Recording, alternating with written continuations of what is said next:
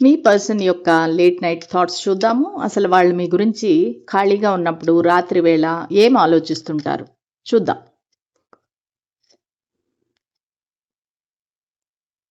Twin flames, wedding rings,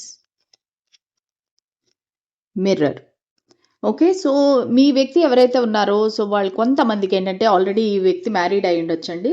so, వాళ్ళేంటంటే ఇది ఒక ట్విన్ ఫ్లేమ్ జర్నీ అనుకుంటున్నారు. సో, మీరిద్దరూ యిన్ అండ్ యాంగ్ ఎనర్జీ. సో, మీ ఇద్దరికీ బ్యాలెన్స్ అనేది రావటం లేదు. యూనియన్ కోసం అనేది వాళ్ళు వెయిట్ చేస్తున్నారు. అసలు మీరిద్దరూ కలుస్తారా? లేదా? అనే గ్యారంటీ అనేది వాళ్ళకి లేదు.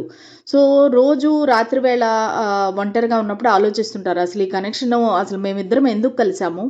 మేము ఒకవేళ ట్విన్ ఫ్లేమ్సా? అసలు ఈ జన్మలో మేము కలుస్తామా లేదా?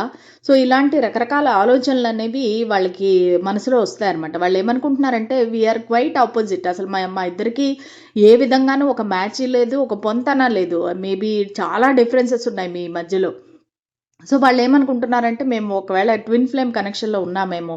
సో, వాళ్ళేంటంటే ఒకవేళ మీ పర్సన్ ఆల్రెడీ మ్యారీడ్ పర్సన్ కాకపోయుంటే గనక వాళ్ళకి పెళ్లి చేసుకోవాలనే ఉద్దేశం ఉంటే గూడా సో, ఇన్ని డిఫరెన్సెస్ ఉన్నాయి. అసలు మా ఇద్దరి మధ్య పొంతన అనేది కుదురుతుందా? కంపాటబిలిటీ అనేది కుదురుతుందా? కానీ ఎక్కడో అక్కడ ఇది ఒక సోల్ కనెక్షన్‌గా వాళ్ళైతే ఫీల్ అవుతున్నారు.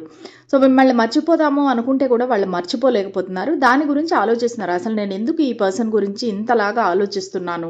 అసలా ఏంటి మా ఇద్దరి మధ్య ఉండే సంబంధం ఏంటి అనేది వాళ్ళు చాలా ఆలోచిస్తుంటారనమాట.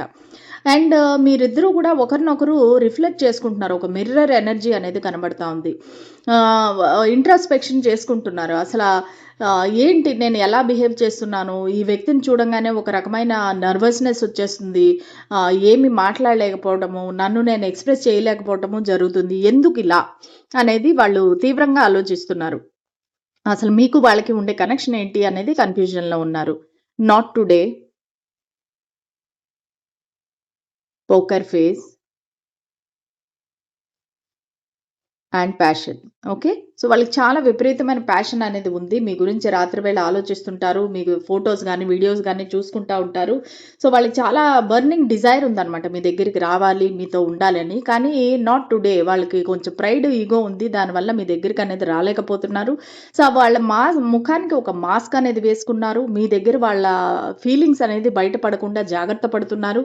కానీ వాళ్ళ వల్ల అవ్వటం లేదు. సో, వాళ్ళేంటంటే బిహైండ్ నుంచి మిమ్మల్ని స్టాక్ చేయటము, మీ గురించి ఇన్ఫర్మేషన్ గ్యాదర్ చేయడం అనేది చేస్తున్నారు. కానీ వాళ్ళ ఫీలింగ్స్ అనేది ఎక్స్‌ప్రెస్ చేయలేకపోతున్నారు. Thank you so much. God bless you.